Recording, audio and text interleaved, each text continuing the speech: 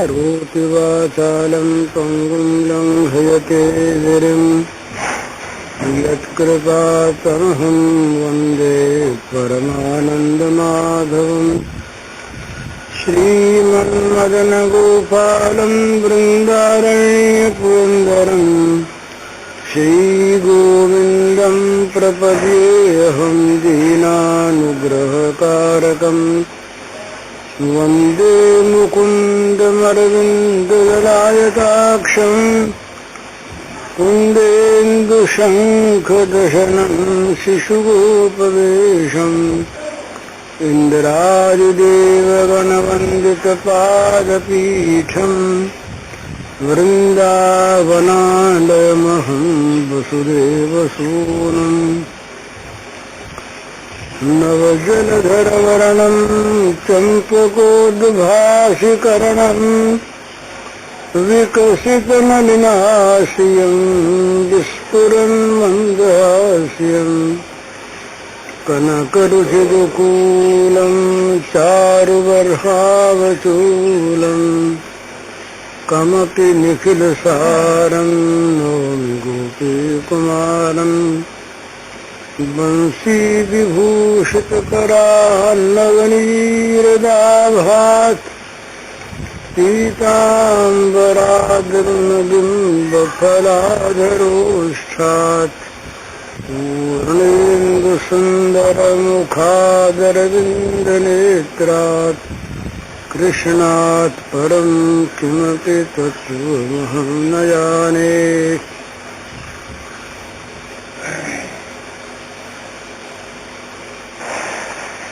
अव्यक्त अक्षर की उपासना के प्रसंग में भगवान ने कहा, ये त्वक्षर मणिर्देश्य मव्यक्तम पर्युपासते सर्वत्र गमचिन्त्यं च कूटस्थमचलं ध्रुवं सन्नियमेन्द्रियग्रामं सर्वत्र समबुद्धय ते प्राप्नुवन्ति मामेव सर्वभूतहिते रताः। ये 12वें अध्याय का प्रसंग है। परम श्रद्धा से युक्त होकर भगवान के सगुण रूप के उपासक भगवान को प्राप्त करते हैं और वे युक्ततम हैं। ये कहने के पश्चात भगवान कहते हैं कि जो अक्षर अनिर्देश अचल ध्रुव सर्वत्र स्थित कूटस्थ परमात्मा की उपासना करते हैं, वे भी मुझको ही पाते हैं। ते प्राप्नुवन्ति मामेव। पर इन अव्यक्त अक्षर कूटस्थ की उपासना करने वाले साधकों में भी 3 बातें होनी चाहिए। अव्यक्त अक्षर के स्वरूप को जानना ये तो पहली चीज है ही, नहीं तो उपासना कैसे हो।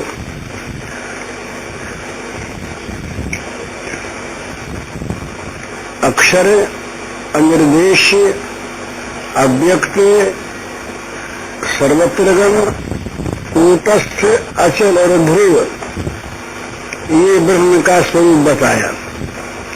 इस स्वरूप की तो थोड़ी उपलब्धि होनी चाहिए ही, पर साथ साथ साधक में 3 बात होनी चाहिए। संयमेन्द्रियग्रामं और सर्वत्र संबुद्धय और सर्वभूतहिते रताः ते प्राप्नुवन्ति मामेव, तो मुझे प्राप्त होते हैं। तो पहली चीज है साधक के लिए समस्त इंद्रियों के समुदाय को, इंद्रिय ग्राम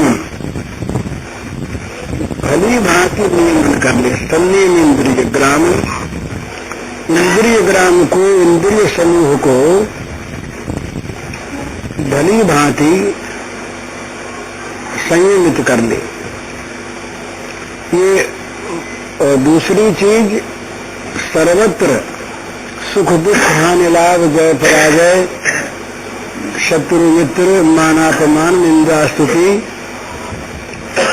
इनमें जहाँ तक हो समभावापन्न रहे, सर्वत्र ब्रह्म को व्याप्त देखे।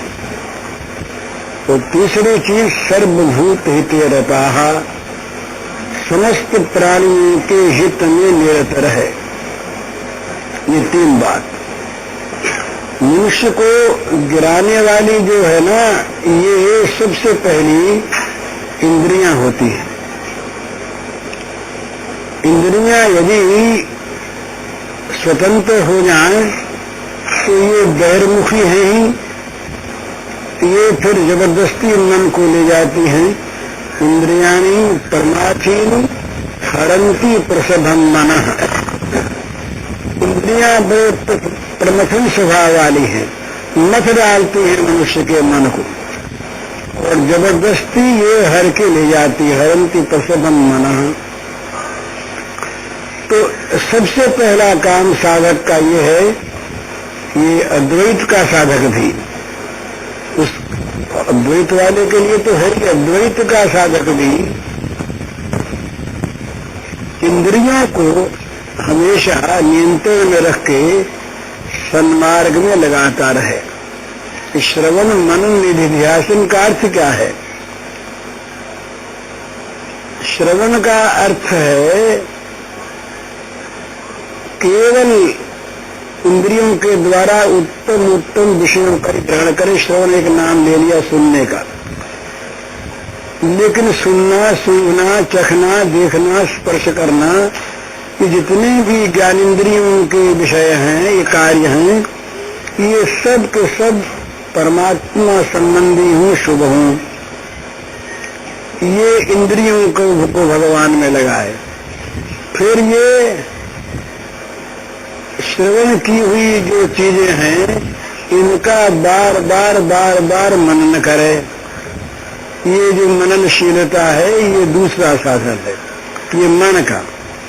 और बुद्धि को परमात्मा में ले जा करके सर्वथा नियुक्त कर दे ध्यान के द्वारा। ये निधिध्यासन, श्रवण मनन निधिध्यासन, ये तीन जो वेदांत में बड़ी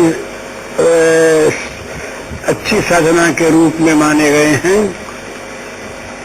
तो इनमें सबसे पहला इंद्रियों वाला काम है।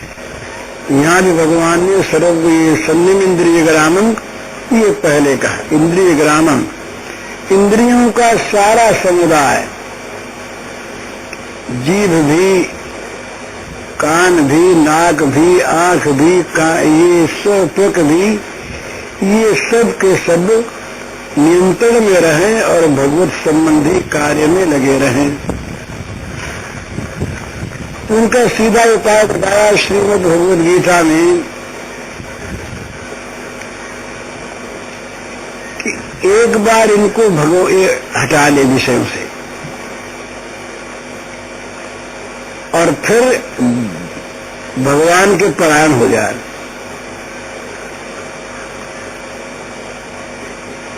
युक्त आसीत मत परः, इनका एक बार नियमन करके और फिर भगवान का आश्रय ले ले कि अब इनको आप संभालो।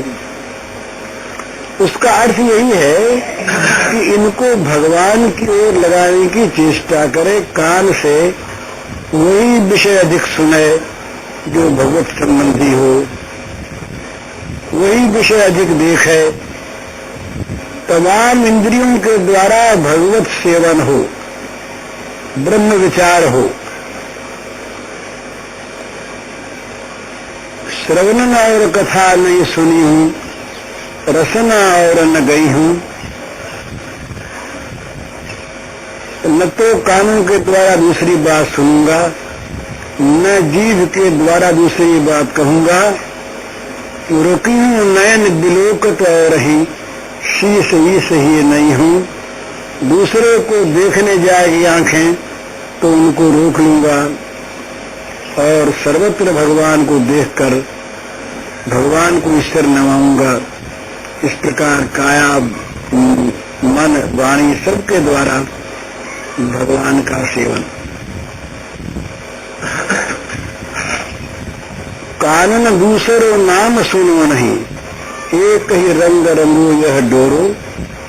धोखे दूसरो नाम कढ़े, रसना मुख डार हलाहल बोरो। ठाकुर प्रीति की रीत यही, भोरे टेक तजे नहीं भोरो। बावरी वे अखियां जर जाए, जो सांवर उछाड़ निहारती गोरो। इसमें भी वही साधन तत्व है। बड़ी कड़ाई के साथ इंद्रियों को रोक करके भगवान में लगाते हुए कहते हैं कि कानों से दूसरा नाम सुनेंगे ही नहीं, और जीव यदि दूसरा नाम लेगी तो हलाहल जहर डाल करके उसमें जीव को डुबो देगी, जीव को मार देंगे। और उन आंखों में आग लगा देंगे जो श्री श्याम सुंदर को छोड़ के दूसरे को देखे। तो भाव सबका एक ही है, इंद्रियों को भगवान में लगाना है। योग दर्शनकार कहते हैं ये अभ्यास वैराग्याभ्याम तन निरोधः, ये सूत्र है योग दर्शन का। इसके भाष्य में भगवान व्यास लिखते हैं कि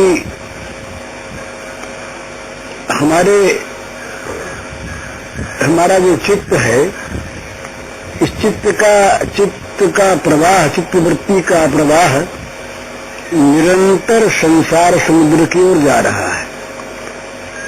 चित्त वृत्ति संसार में लगी जा रही है, तो संसार में लगने वाली चित्त वृत्ति को संसार से हटाकर भगवान में लगाना है। तो जैसे बहती हुई नदी की प्रबल धारा को रोक कर उसके जल को यथायोग्य उपयोग में लाना हो तो क्या करे? बांध लगावे और नहरें निकालें, दोनों का। यदि बांध न बांधे तो नहरों में पानी नहीं आएगा, और यदि केवल बांध दे, नहरें न निकालें तो जल का प्रवाह नहरों को, बांध को तोड़ देगा, अथवा जहां तहां अनिश्चित जल जाकर गांवों को डुबो देगा, काम नहीं आएगा। तो वैराग्य का बांध है, वैराग्य है, ये बांध है। संसार की ओर जाने वाली चित्तवृत्ति को रोकने के लिए जो विरोधी वृत्ति है विराग की, उसका नाम है बांध, वैराग्य। और इंद्रियों के द्वारा चित्त वृत्ति के प्रवाह को नाना प्रकार से भगवान की ओर ले जाएं, ये है अभ्यास, ये है लहरों का निकालना। तो चित्तवृत्ति के प्रवाह को अन्य ओर ले जाने के लिए इंद्रियां बड़ी सहायता करती हैं, और इंद्रियां बड़ी बाधक भी होती हैं। इंद्रियां यदि स्वच्छंद होकर विषयों में विचरण करती रहें निरंकुश, तो ये चित्त को, बुद्धि को, सबको खींच करके आत्मा तक को विषयों में ले जाएगी और नरकों में डाल देगी। इसलिए सबसे पहली चीज बताई है संयम इंद्रिय ग्रामम, इंद्रिय समूह को भली भांति संयमित करे। जहां जहां इंद्रियों के संयम के टूटने की संभावना हो, जहां जहां इंद्रियां विषयों में आसक्त होकर विषयों का स्वाद लेने जाती हो, वहां वहां पर बड़ी सावधानी, बड़ी कठोरता, बड़ी निर्ममता के साथ उनको रोक दे। इंद्रियों पर दया न करे, कभी न करे। छोटे बच्चे पर जब तक वो अबोध है तब तक उसको दुख होगा ये समझकर उसे चाहे सो खाने दे, चाहे जहां जाने दे, चाहे जिसमें हाथ डालने दे, तो बच्चा अपना अनर्थ साफ कर लेगा, मर जाएगा। आग में हाथ डाल लेगा, सांप को पकड़ लेगा, छुरी से हाथ काट लेगा, चाहे सो खा करके बीमार हो जाएगा, मर जाएगा। तो जैसे उस छोटे शिशु की मन की बात न देखकर हित की बात माता पिता देखते हैं, रोए भी चाहे, इसी प्रकार से इंद्रियों के तृप्ति की बात न देखकर हित की बात देखनी चाहिए। और इंद्रियां अगर केवल तृप्त होने की ओर चली जाए तो तृप्त तो होगी नहीं, अनिष्ट हो जाएगा। तो इंद्रियों को स्वच्छंदता से विचरण करने देना, ये अपने आप अपना बुरा करना है।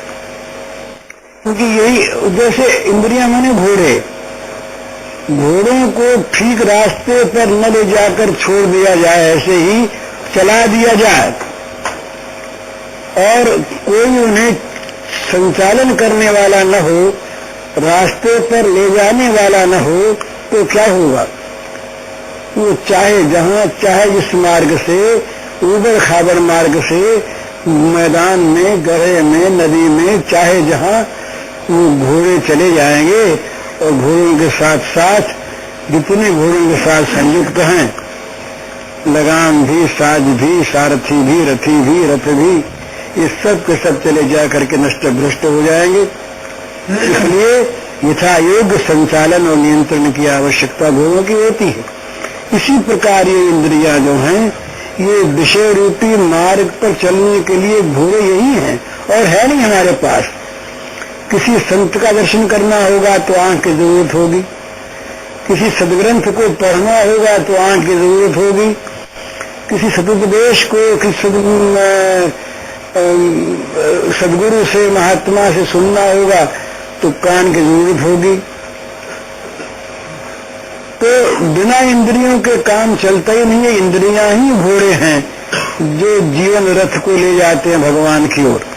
परंतु ये अगर अनियंत्रित हूं, ये अगर स्वच्छंद हूं, ये अगर सुनिपुण संचालक के अधीन न हूं, तो ये बहिर्मुखी हैं, बाहर की ओर चलने वाले हैं। ये इनका स्वभाव है और ये इंद्रियां चाहे जहां फिर मनुष्य को ले जाती। इसलिए इंद्रियों को काम देना चाहिए। इंद्रियां निकम्मी भी नहीं रहेंगी। मन और इंद्रियां ऐसे हैं कि निकम्मी नहीं रहना चाहते, तो इनको काम दे दे तो आंख को देखने का काम दे, और काम नहीं कर सकती। पर जहां आंख देखती अशुभ विषयों को, वहां शुभ विषयों को देखने में लगावे। तो पहले अगर आंखों का अभ्यास अशुभ देखने का है तो जरा वो उबेगी, पर लगाता रहे बार बार तो आंख उनको देखने लगी। आंख का काम देखना है। आंख में जब तक भोग बुद्धि है तब तक वो जरा कठिनाई हो रही है। जब केवल क्रिया बुद्धि रह जाएगी फिर चाहे जहां लगाओ। अभी तो आंख को मन ने और मन को आंख ने इतना खराब कर रखा है कि किसी एक चीज को देखने में ही उनको आनंद आता है। ये भोग है। इंद्रियों के द्वारा दो काम होते हैं स्वाभाविक, एक भोग और एक क्रिया, तो तीसरा होता है साधन, वो सर्वोत्तम है। आंख चाहे हम किसी उद्देश्य को न मन में रखें, आंख देखती है, ये आंख की क्रिया है। भोग बुद्धि से आंख देखती है, ये आंख का भोग है। और साधन बुद्धि से किसी सदवस्तु को आंख देखती है, ये साधन है। तो इंद्रियों को भोग से हटाकर इंद्रियों की क्रियाओं को साधन में लगावे। सब चीजों को, ये इंद्रियां जो हैं ये थोड़े से वस्तु को लेती हैं और फिर से ले जाती है मन में। और मन क्या करता है कि वो वस्तु में जो और वैसी उस जाति के पहले की है उनको जा करके ये वृत्ति जगा देती है। जैसे आंख ने किसी काम की वस्तु को देखा और वो मन में ले गया, तो मन में जो पहले की सुप्त काम वासनाएं हैं उनको ये जाकर के जगा देगी और भड़का देगी। इसी प्रकार क्रोध, इसी प्रकार लोभ, इसी प्रकार मोह। और अगर इसके विपरीत दूसरी चीजों को देखें, काम अजय क्रोध जय, इन चीजों को देखें, क्षमा को देखें, त्याग को देखें, ब्रह्मचर्य को देखें इत्यादि को, तो क्या होगा, ये अंदर जाएंगे। ये अंदर जाके ये अपने सजातियों को जगाएंगे तो विरोधी अपने आप दबेंगे। ये स्वाभाविक हमारे जीवन में हमारे अंदर ये चलता रहता है। विचारों का विनिमय लेना देना चलता रहता है और अच्छी बुरी चीजें जागती और सोती रहती है, जैसा जहाँ प्रसंग होता है। इसलिए मनुष्य से कहा कि तुम निरंतर सत्संग करो, सारी इंद्रियों को सत्य में लगाए रखो, उसके सामने इतना काम रखो इंद्रियों के सामने कि और काम के लिए फुर्सत न मिले। वो हरिदास महाराज रहे, हरिदास महाराज चैतन्य महाप्रभु के शिष्य, वो 3 लाख रोज नाम जब करते थे ऊंची आवाज से कि जिसमें बाहर की आवाज में सुनाई पड़े। तो एक गांव में गए, वहां के जिम्मेदार थे, वो थे तो हिंदू पर मुसलमान सलीके ही। उन्होंने देखा कि इनके व्रत को डिगाना है, देखना है, तो उन्होंने एक वेश्या को ठीक किया और वेश्या से कहा कि तुम हरिदास जी की कुटिया पर रात को जाना और उनके मन को डिगाना। तो वेश्या रात को गई, वो अपना नाम जप कर रहे जोर जोर से। उन्होंने एक बार वेश्या देखी, फिर अपना काम में लग गए। अब वो लगातार लगी हुई इंद्रिय फुर्सत ही नहीं उनको। सवेरा हुआ तब उठे, तब उससे बोले कि भाई तुम तो रात को आई थी पर हमें तो फुर्सत ही नहीं मिली, तो तुमसे कब बात करते, अब क्या करें। तो वो बेचारी लौट गई। दूसरे दिन फिर आई, अब फिर वहां तो वही काम, रात भर बैठी सुनती रही वो। उसने चेष्टा की लेकिन वो तो एक तरफ बुत्ती लगी हुई थी उनकी। रात सारी बीती, फिर सवेरे उन्होंने कहा कि भाई क्या करें, हमको तो फुर्सत नहीं मिली। तो हताश से हुई, तो फिर उसने उत्साहित किया जिम्मेदार ने। तो अब इसके मन में एक आंदोलन शुरू हो गया वेश्या की कि 2 दिन हुआ मैं निरंतर इनके पास बैठी हुई हूँ और ये मेरी ओर ताकते ही नहीं, केवल नाम जप करते रहते हैं। तो हो न हो इनको कोई ऐसी वस्तु मिली हुई है जो मुझसे कहीं अच्छी है। संत का संग 2 दिन तक बैठे बैठे ही हुआ, उसका प्रभाव पड़ा, वहां के वातावरण का प्रभाव पड़ा। अब तीसरे दिन जो आई, अब वो कुछ लेने के लिए आई। आज श्रद्धा उत्पन्न हो गई, रात भर बैठी, सवेरा हुआ, महाराज उठे, उठते चरणों में गिर गए। कहा भगवान मैं बड़ी अपराधनी, बड़ी नीच, आप में पाप बुद्धि पैदा करने आई थी। तो उन्होंने कहा भाई क्या बताऊं, हमको तो फुर्सत नहीं मिली, हमारा तो वो नाम जब पूरा हुआ नहीं 3 लाख, तो तुमसे कैसे बात करते, क्या करें। तो उनका महाराज ये तो बात ठीक है, पर आपकी वृत्ति इतनी सुस्थिर कैसे है, आपको क्या प्राप्त है। बोले भाई कुछ प्राप्त है हमको। तो कहा क्या प्राप्त है वो हमको दीजिए। तो कहा कि तुम लेना चाहती हो। बोले हाँ। तो कहा जाओ ये वृत्ति तो छोड़ दो और जो कुछ तुम्हारे पास है वो सब लुटा कर चली आओ। अब उसके 3 दिन का संग मिला, भाव जागृत हो गया था, उसने सब लुटा दिया। उठा कर फकीर के वेश में आ गई।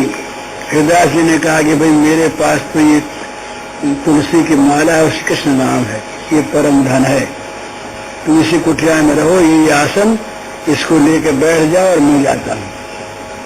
वो चल दिए, वो आसन और माला हरिनाम दे गए। वो बड़ी भारी भक्त हो गई, महान भक्त संत हो गई। तो इंद्रियों के सामने इतना काम रखे। हम लोग जिनके बहुत काम है वो तो अलग कह सकते हैं, पर हम लोग निकम्मे बहुत हैं, दिन भर बिता देते हैं व्यर्थ की। बाबू फुर्सत है, बोले ताश ही खेल लो, पर चर्चा ही कर लो। अब ये जीवन खोने के लिए थोड़ा ही है, तो फुर्सत बहुत है, तो इंद्रियों को लगाए रखे। रुचि हो सदग्रंथ देखे, स्वाध्याय करे, उसमें न मन लगे नाम जप करे, उसमें न मन लगे भक्तों की गाथाओं को पढ़े, उसमें न मन लगे ध्यान करे, निर्गुण सगुण जैसा भी हो, तो इंद्रियों को लगाए रखे निरंतर और मन को लगाए रखे सत में, तो क्या होगा, कुछ दिनों के बाद इनका अभ्यास हो जाएगा। अभ्यास होने के बाद रुचि हो जाएगी, और रुचि होने के बाद रति हो जाएगी। बस काम बन गया, रति जहां हुई वहां काम बन गया। तो सबसे पहली चीज संयमेन्द्रिय ग्रामम, इंद्रियों के समूह को रोकना और उनको सत्य में भगवान में लगाया रखना, ये एक बात। दूसरी बात सर्वत्र समबुद्धया, ये बड़ी सुंदर चीज अगर समझ में आ जाए तो दुख तो उसी क्षण मिट जाए। यदि हम वेदांत की, अद्वैत की, अजातवाद की परिभाषा देखते हैं तब तो ये मानना होगा कि सब कुछ ये स्वप्नवत है, हमारी कल्पना से प्रसूत जगत है, यहाँ सुख दुख कुछ भी नहीं, जन्म मृत्यु कुछ भी नहीं। तो जब कुछ भी नहीं, माइक है, ये बात समझ में आ गई तो समबुद्धि अपने आप हो जाएगी। दुख मिले सुख मिले, शत्रु भाव से कोई सामने आवे, मित्र भाव से आवे, निंदा करे कोई स्तुति करे, मान करे कोई अपमान करे, धन आवे या धन जाए, मान आवे या मान जाए, जब उसमें असत बुद्धि है तब समता अपने आप रहेगी। और यदि भगवत भक्ति बुद्धि है भगवान में, तब यहाँ जो कुछ भी हो रहा है ये भगवान के नियंत्रण में, भगवान का मंगल विधान काम कर रहा है। हम हमारे लिए जो कुछ भी भगवान ने विधान कर दिया है, वो चाहे देखने में प्रिय हो या अप्रिय हो, उसका नाम चाहे सुख हो या दुख हो, उसका नाम चाहे लाभ हो या हानि हो, उसका नाम चाहे मान हो या अपमान हो, वो जो कुछ भी है वो भगवान मंगलमय भगवान का मंगल विधान है। इसलिए सर्वत्र मंगल विधान को समता से देखना है तो दुख मिट गया। व्यवहार है ये अलग है, मन का नियंत्रण है, ये मन का सोचना ये अलग है। व्यवहार हम करेंगे जैसा होगा वैसा ही, ऐसा करना चाहिए, पर मन में विचार समान होगा। निर्दोष में समम ब्रह्म, या तो सब में ब्रह्म देखो और या सब में भगवान की लीला देखो। अगर भक्ति का भाव है तो भगवान का मंगल विधान और लीला देखो, और अगर ब्रह्म का भाव है तो ब्रह्मातिरिक्त किसी वस्तु का सर्वथा अभाव ही है ही नहीं, तो वो सब जगह ब्रह्म को देखो। इस प्रकार से सर्वत्र समबुद्धया, पहली बात इंद्रियों का नियंत्रण और भगवान में लगाए रखना। दूसरी बात सर्वत्र वस्तुओं में, स्थिति में, प्राणी पदार्थों में, क्रियाओं में समता। और तीसरी बात, तो समता रखते ही हैं, इंद्रियां वश में हैं ही, अब दुनिया से क्या मतलब है, ये नहीं। संसार में जब तक हम रहते हैं और जब तक हमें होश है, होश नहीं है, सातवीं भूमिका प्राप्त हो गई, अब पड़े हैं, अपने लिए भी कुछ नहीं, कुछ होश नहीं है, वहां दूसरे के लिए भी होश नहीं। तो अपने जहाँ भूख लगती है, अपने जहाँ खाने के लिए इंतजाम करते सोचते हैं, जाड़ा लगता है ओढ़ने की बात सोचते हैं, चाहे व्यवहार में ही हो, इसी प्रकार से दूसरों को भी होता है। तो आत्मोपम्य सर्वत्र समं पश्यति योजना, सुखम वा यदि वा दुखम स योगी परमो मत। आत्मा की उपमा से, अपनी उपमा से सर्वत्र देखे, दूसरे के सुख दुख को समता से देखे। और वो जब दिखेगा तो जैसे अपने दुख को मिटाने की चेष्टा होती है, उसी प्रकार उसके दुख को मिटाने की चेष्टा हो। तीसरी बात, सर्वत्र सर्वभूमिते रता, तीन बात हुई। संयम इंद्रिय ग्रामम, इंद्रिय ग्राम को, इंद्रिय समूह को संयम में रखना, मैं अच्छी प्रकार से भली भांति उनका नियमन रखना, संयमित रखना और उनको सत्य में लगाए रखना, ये इंद्रियों को रोकना, सुनने में इंद्रिय ग्रामन। दूसरा सर्वत्र समबुद्धयः, सर्वत्र ब्रह्म को या सर्वत्र भगवत लीला को देखते हुए सब जगह सर्वथा मन से सम रहना। जहां मन में समता ही दुख गया, दुख तो विषमता में, ये मेरे लिए हानि की चीज, ये लाभ की चीज, इस प्रकार की जो भावना है अनुकूल प्रतिकूल, इसी में दुख है। व्यवहार में बुरे को हटावे अच्छे को ले, इसमें आपत्ति नहीं है, लेकिन मन में समझे वो समझता है कि भाई सोना सोना ही है, लेकिन गहने का व्यवहार अलग अलग है। अगर गहना टूट गया तो न वो ठीक सोना रहा, न वो गहना रहा, तो उसे गला के बेचना है। गहना ठीक बना हुआ है तो हाथ का हाथ में पहनना है, गले का गले में पहनना है, नाम उनका अलग अलग रखने हैं, पर है सोना ही। एक बच्चे से कहा, किसी पिता ने आवश्यकता थी, बोले जाओ अलमारी में से इतना सोना निकाल ले। वो गया, अंदर अंदर जा करके उसने तमाम तिजोरी खोल के देखी, सोना कहीं देखा ही नहीं। उसने कहा, पिताजी सोना तो है ही नहीं। पिताजी ने कहा, भैया तमाम सोना ही भरा है, तुम जाके ले आओ। का नाम जानता था, आप कहते कड़ा ले आओ तो फिर ले आता, आपने सोना कहा कैसे लाता। तो ये चीज नाम रूपात्मक जगत जो है, ये विभिन्न इसके नाम है, विभिन्न व्यवहार है, और व्यवहार में अलग अलग है, पर होते हुए भी इनमें एक सोने को देखना, कि सोना जानने वाला देखता है। सोना और भी जानते हैं तो भूले रहते हैं। तो अनेक में एक को देखना, निरंतर अनेक में एक को देखना, ये समबुद्धि है। अविभक्तम विभक्तेषु, ये जितने विभक्त हैं अलग अलग अलग अलग अलग अलग देखने वाले, इनमें एक अविभक्त को देखे, जो जिसका कहीं हिस्सा भाग हुआ ही नहीं, जो कहीं कटा ही नहीं। तमाम मकानों के अंदर एक व्याप्त आकाश को देखे, वो आकाश कभी दीवालों के बनने से कटा ही नहीं। जितने भी मकान हैं, जितने नगर हैं, जितने ग्राम हैं, उन ग्रामों में जितनी बिल्डिंग्स हैं, उनमें जितने कमरे हैं, उन कमरों में जितनी कोठरियां हैं, उनमें जितने बर्तन पड़े हैं पोल वाले, उन सब में एक अविभक्त आकाश नित्य व्याप्त है। वो कभी न कटा, न बना, न छिदा, न रूपांतर हुआ, ज्यों का त्यों है। बीच में कोई उपाधि आ गई, अलग दिखने लगा। अविभक्तम विभक्तेषु, सब विभक्तों में एक अविभक्त परमात्मा को देखे तो समबुद्धि अपने आप हो जाएगी। फिर उस तो इस प्रकार से या सर्वत्र सर्वथा और सर्वदा भगवान के मंगलमय विधान को देखे, उनकी मंगलमय लीला को देखे। जन्म भी उनकी लीला और मृत्यु भी उनकी लीला, अपमान भी उनकी लीला, मान भी उनकी लीला। मानापमान में जैसा व्यवहार होना वैसा करे, पर लीला बुद्धि जैसे जैसे प्रत्येक गहने में स्वर्ण बुद्धि, इसी प्रकार जगत की प्रत्येक होने वाली घटना में भगवत लीला बुद्धि, और जगत के प्रत्येक पदार्थ में भगवत बुद्धि।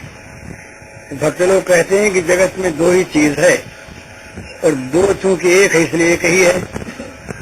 दो क्या चीज है कि जो है वो भगवान है, और जो होता है सो लीला है। जो है वो भगवान, और जो हो रहा है सो लीला, और लीला में भेद नहीं, इसलिए भगवान ही भगवान है। सर्वत्र समबुद्धय, सर्वत्र सर्वदा भगवान। इतना आनंद रहेगा, आप करके देखिए। एक दिन 2 घंटे इस चीज को करके देखिए, उस 2 घंटे अगर इसी विचार में रहिए तो निरंतर शांति मिलेगी, और ऐसी अभूतपूर्व शांति मिलेगी जो शांति किसी भी धन से, जन से, गौरव से, पद से मिल नहीं सकती, किसी को मिली नहीं। वो तो असत है ना, ये सत है। वो तो शांति मिलती है जरा सा चित्त आत्मा में टिकता इसलिए, और ये आत्मा का दर्शन है। इसमें अपार अचिंत्य और शाश्वती शांति है। वो शांति अशाश्वत है, वो शांति आगंतुक है, वो हेतुक है। ये निर्हेतुक स्वाभाविक स्वरूपगत है। ये इसमें उसमें बड़ा अंतर है। तो सर्वत्र समबुद्धय, सर्वत्र समबुद्धि रहे। और फिर जीवन में करना क्या है, यहाँ फिर करना क्या है, सर्वत्र सम भगवान व्याप्त हैं और इंद्रियां कहीं जाती हैं, अपने लिए कुछ करना, तो करना क्या है, जब तक जीवन है तब तक व्यवहार में जो दूसरे हैं उन सबकी सेवा करते रहो, बस यही तो जीवन का काम। और सर्वभूति रहता। तीसरी बात कही भगवान ने, सन्निम इंद्रिय ग्रामम सर्वत्र संबुद्धया और सर्वभूति रहता। फिर बस और काम क्या करे, रता संलग्न रहे, निरत रहे, लगा रहे अपने काम के द्वारा, जिसके जो काम है। ये आवश्यक नहीं है कि काम बदले, मनुष्य का भाव होना चाहिए तो अपने काम के द्वारा सेवा कर सकता है, जिसके पास जो काम है। अगर सेवा बुद्धि हो, हित बुद्धि हो, तो वो उसका दूसरे का हित कर सकता है अपनी बुद्धि के अनुसार, अपनी शक्ति के अनुसार, अपनी समझ के अनुसार, जैसा जो कर सकता है। वहाँ ये आवश्यक नहीं है कि इतनी संख्या में करे और इतना बड़ा करे, इतना छोटा करे। वहाँ तो केवल आवश्यकता भाव की है कि उसका प्रत्येक कार्य सारे प्राणियों के हित के लिए होता है या स्वार्थ के लिए होता है, भगवान के लिए होता है या भोग के लिए होता है। ये केवल भावांतर है। भावांतर में जिस भाव में जब स्थित होगा मनुष्य, उसकी क्रिया वैसी होते हुए भी वो आंख से देखेगा ही। पर एक आंख से देखता है इस बुद्धि से कि ये आदमी जा रहा है, देखो किस तरह इसको लूटा जाए और कैसे इसकी हानि, इसको हानि पहुंचाई जाए, देखो कितना अकड़ा जा रहा है। ये भी देखना है, देख के इसमें। और एक आदमी देखता है कि देखो ना, ये बेचारा जा रहा है, बड़ा बड़ा दुखी मालूम होता है, इसको ऐसे सुख पहुंचाया जाए, इस दुख का कैसे हरण कर लिया जाए, ये भी भावना है, देखना है। अब उसके भाव के अनुसार क्रिया होगी, स्वाभाविक। हम जैसा बनना चाहते हैं वैसे बन जाएंगे। हमारा जो संकल्प है वही हमारा स्वरूप बनेगा आगे जाकर के। तो इसलिए संकल्प में होना चाहिए सर्वभूत हित, संकल्प में। तो उसमें रत रहना, रत माने संलग्न, निरंतर लगा रहे उसमें, वो निरत है, रत है, संलग्न है, लगा हुआ है, जुड़ा हुआ है, ये कुछ भी कहें उसको। प्रत्येक क्रिया में सर्वभूत हित रहे, प्रत्येक क्रिया में किसी भी प्राणी का भी अहित न हो जाए। हित कहाँ यहाँ पर, सर्वभूत हित। और यही असल में पुण्य इसी चीज का नाम है। जिस किसी क्रिया से दूसरे का परिणाम में हित होता हो, उसमें अपना हित है और वही पुण्य है। तो जिस किसी क्रिया से दूसरे का परिणाम में अहित होता हो, उसी में अपना अहित है और वही पाप है। तो इसलिए निरंतर मन में ये भाव रखे कि हमारी प्रत्येक क्रिया सबके हित के लिए हो, किसी के अहित के लिए न हो। हम किसी को कोई चीज बेचें भी तो वहां हित की भावना रहेगी, तुम ठगाएं, हम उसको ठगेंगे नहीं। वकील के पास अगर मुवक्किल जाएगा, हित की भावना होगी तो सच्ची अच्छी सलाह देगा, उसको बुरी सलाह नहीं देगा। डॉक्टर वैद्य के पास अगर रोगी जाएगा तो अगर हित की भावना है तो अपने लोभ लालच को छोड़ करके जो उसके हित की सलाह होगी वही देगा। स्वाभाविक बात। वो हित की भावना जहाँ मन में समाई, पर हित दस जन के मन माही, तिन कह जग कस दुर्लभ नाही। पर हित सरिस धर्म नहीं भाई, पर पीड़ा सम नहीं अधमाई। दूसरे के हित के समान कोई धर्म नहीं और दूसरे को पीड़ा पहुंचाने के समान कोई पाप नहीं। जिनके मन में पर हित बसता है उनके लिए जगत में कुछ भी दुर्लभ नहीं। दुर्लभ क्या होता है, उनके भगवान हो जाते हैं, भगवान उनके बन जाते हैं, तो जगत उनका बनेगा, इसमें कौन बड़ी बात है। तो इस तरह से पर हित बस जन के मन माई, हमेशा ये ख्याल रखे कोई भी क्रिया हमसे ऐसी न बन जाए जिससे किसी का अहित होता हो। ये मनुष्य के लिए तो बहुत बड़ी आवश्यक बात है। भगवान ने कहा मुझे सब चीज में सह लेता हूं, पर जो ये भूतद्रोह है ये मैं सह नहीं कर सकता। भूतद्रोह जो है, दूसरे प्राणियों से द्रोह करना, द्वेष करना, उनके अहित की भावना करना, अहित सोचना, अहित करना, ये भूत प्रतिष्ठा नहीं कोई, ये भगवान ने कहा ये मुझे बड़ा बुरा लगता है। इसलिए भक्ति का जहां उपदेश करने लगे सबसे पहला शब्द भगवान का है अद्वेष्टा सर्वभूतानां। सबसे पहला सर्वभूतानां, किसी भी प्राणी के साथ द्वेष न करे और सबका हित करे, सबके साथ मित्र भावना रखे, मैत्री भाव रखे, जहाँ दुख हो वहाँ दया करे। ये सबसे पहला भगवान का उपदेश भक्ति के लक्षणों में आया है। सबसे 12वें अध्याय का 13वां श्लोक आरंभ होता है यहाँ यहीं से, जहाँ लक्षण आरंभ होते हैं। तो किसी प्राणी से कदापि किसी हालत में द्वेष तो करे ही नहीं, और प्रत्येक क्रिया में हित की भावना रखे। तो एक आप निश्चय मान लीजिए ये सिद्धांत, सभी प्राणी उसका हित करने लगेंगे। फिर आगे जाकर के वो सारे जगत का वो हित पात्र हो जाएगा।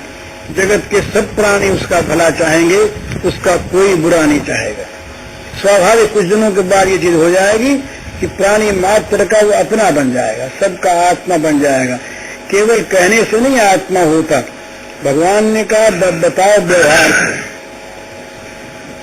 तो व्यवहार में वहां भगवान ने 7 शब्दों में कहा आत्मोपम्येन सर्वत्र समम पश्यति अर्जुन सुखम वा यदि वा दुखम सयोगी परमो मत। भगवान ने कहा अपने आत्मा की उपमा से, तो उसमें यह आवश्यक नहीं है कि इतना करे कि कितना करे, ये तो बाहरी चीज है। भाव ये रखे, और जहां सच्ची बात ये है, ये केवल समझाया है। जहां आत्मभाव है वहां हित की भावना अपने आप होगी, और जहां भगवत भाव है वहां सेवा की भावना अपने आप होगी। ये तो केवल समझाने के लिए है कि मनुष्य सब जगह समान भी देखे और किसी का अहित भी करे, ये संभव नहीं। तो इस चिता दिया कि हित में रत रहो। बाकी तो यदि वास्तव में सर्वत्र आत्मबुद्धि है, तो शरीर में हमारे सर्वत्र आत्मबुद्धि है, तो इसका ये अर्थ नहीं होता कि हम सब में समान व्यवहार करते हैं। परंतु ये सिद्ध ही है कि पैर में अंगुली में जैसा कांटा करे वो हमको सहन नहीं होता। हम सब सारे अंगों को दुखों से, कष्टों से स्वाभाविक बचाना चाहते हैं, सबकी रक्षा चाहते हैं। उस जहां भी दर्द होता है वो हम ही को होता है, दूसरे को नहीं होता। किसी अंग में लगे। इसी प्रकार से जब ये सर्वत्र आत्मबुद्धि हो जाती है तो किसी को दुख नहीं पहुंचाना चाहता आदमी, सबका हित चाहता है। और सर्वत्र अगर भगवत बुद्धि हो जाए तो सर्वत्र भगवान ही दिखते हैं, फिर वो किसका हित करे। उमा ज रामचंद्रत विगत काम मद क्रोध निज प्रभु मय देख ही जगत का समय करही विरोध। किससे बैर करे, किससे विरोध करे, सब तो पूज्य हैं, सब तो उसके भगवान हैं। मैं सेवक सचराचर रूप स्वामी भगवंत, किसका वो हित करे, वो तो रात दिन सेवा में लगा रहता है। तो ये 3 बातें इंद्रियों के समुदाय को रोकते हुए उन्हें सत्य में लगाते रहना, सर्वत्र सर्वदा व्यक्तियों में, अवस्थाओं में, पदार्थों में, प्राणियों में यथायोग व्यवहार करते हुए भी समबुद्धि रखना, और अपनी प्रत्येक चेष्टा में ये ध्यान रखना कि इसमें दूसरे का हित तो नहीं हो रहा है, हित हो रहा है ना। ये एक सिद्धांत मान लेना चाहिए कि जो ऐसा बन जाएगा उसका कभी अहित होगा ही नहीं, होगा ही नहीं। क्योंकि सारे प्राणियों की सद्भावना, जैसे हमारे किसी अंग में जरा सा फोड़ा होता, फुंसी होती है, तो हमारा सारा शरीर, तो सारे अवयव अपने आप उस फुंसी को ठीक करने में लग जाते हैं, क्योंकि उनके शरीर फुंसी हुई है और सबका संबंध है। इसी प्रकार सारे जगत में आत्मभावना होने पर क्या होगा कि हमारा जरा सा दुख भी सबको सहन नहीं होगा, सब उसके हित में लग जाएंगे अपने आप, अपने आप। और कहीं कोई काटने वाटने लगेगा तो ये समझ लगा वो ऑपरेशन हो रहा है, कोई हित में लगा है, बुरा नहीं कर रहा, ऑपरेशन कर रहा है। बड़ा अच्छा कर्म और निकाल रहा है, अंदर के दोषों को निकाल रहा है, बड़ा अच्छा कर रहा है। तो इस प्रकार से दुख रहेगा नहीं, अशांति रहेगी नहीं, और रात दिन ये पराया और ये मेरा ये जलन होती है। पराया बढ़ता है तो ईर्ष्या की जलन होती है। ये जलन कम नहीं होती है। जो ईर्ष्याग्नि में जलते हैं वो संपन्न होने पर भी सदा उदास रहते हैं। क्या करें, बड़े दुखी। वो दुख अपना बता भी नहीं सकते, बताने में झेपना पड़ता है कि दूसरे के सुख से दुखी हो, और मन में चीज रहती है हमेशा कि उनका सुख सुहाता नहीं। तो हमेशा जलता रहता आदमी। क्यों? ये अपना पराया है। तो नहीं ये भावना हो कि भाई कोई बात नहीं, अपना हाथ बड़ा मजबूत होगा, दोनों हाथ बड़े अच्छे हो गए, और अंग नहीं, हाथ तो अच्छे हैं, बड़ा अच्छा है, सुख होता है, अपना है ना। जहां आत्मभावना हुई वहां उसके सुख में सुख होता है, और सुख में अपने अंदर में एक प्रकार की बड़ी सुंदर शांति की भावना आती है। अपना बेटा बढ़ जाए, बड़ा सुखी पिता। देश में ममता है तो देश का नाम बड़ा हो, बड़ा सुख होता है देशवासी को। किसी संप्रदाय का नाम अच्छा, संप्रदाय वाले को बड़ा सुख होता है। अपनापन है ना, तो ये अपनापन अगर सब में व्याप्त हो जाए तो सबके सुख में अपना सुख होगा अपने आप, सबके दुख में अपना दुख होगा अपने आप। स्वाभाविक सारे भूतों का दुख अपना दुख। कुंती देव ने भगवान से वरदान मांगा कि महाराज सारे प्राणी सुखी हो जाएं और सबके दुख मैं भोगूं, इस प्रकार आप मुझे वरदान दे दें। दिया नहीं भगवान ने वरदान, पर भावना कितनी ऊंची है। कुंती देव ने ये वरदान मांगा तो भगवान प्रकट हो गए, भगवान दर्शन दे दिए उसको कि तुम्हारा कितना ऊंचा भाव है। तो सब भूतित रहता है। किसी प्राणी का कभी अहित न चाहे तो सारे प्राणी उसके अनुगत हो जाएंगे। ये प्राणियों में भी जो द्वेष है, खूंखारपना है, बैर है, ये केवल उनमें नहीं है, ये उनके साथ है जिनमें है। नहीं तो ऋषियों के आश्रमों में जहाँ हिंसा की प्रतिष्ठा होती थी वहाँ उनसे तो कोई कैसे बैर करता। आपस में बैर रखने वाले प्राणी बैर छोड़ देते थे। क्यों वैसा होता था कि वहाँ हिंसा की पूर्ण प्रतिष्ठा थी। तो मन में सद्भाव रहे, आत्मभावना रहे, तो इससे हमारा जगत में हित हो जाएगा। ये नहीं सारे प्राणी फिर हमारे हित में लग जाएंगे, सब हमारा भला चाहिए। देख लीजिए करके, थोड़े से दायरे में देखिए, सब आपको हो जाएंगे।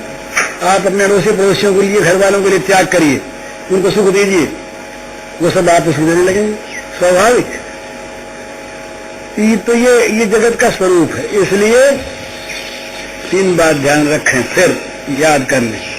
इंद्रियों को नियंत्रण में रखना और अच्छे में लगाना, प्राणियों में, पदार्थों में, अवस्थाओं में, स्थितियों में यथा योग्य व्यवहार करते हुए संबुद्धि रहना, और प्रत्येक चेष्टा, प्रत्येक क्रिया, प्रत्येक भावना में सर्वभूत हित, ये भाव रखें। तो ऐसा पुरुष यदि भगवान के सगुण रूप को भजता है, सगुण रूप भगवान उसके सामने प्रत्यक्ष आप हम बैठे इस तरह से आ जाते हैं। और अगर वो कूटस्थ अचल ध्रुव अव्यक्त अक्षर अनिर्देश ब्रह्म की उपासना करता है तो उसको प्राप्त कर लेता है। ये दोनों बातें भगवान ने गीता के 12वें अध्याय में कही है, वहां देख लीजिए। हरिओम। पूज्य श्री भाई जी के इस प्रवचन का शीर्षक है इंद्रियों का संयम और परहित। इसका कैसेट संख्या है 33।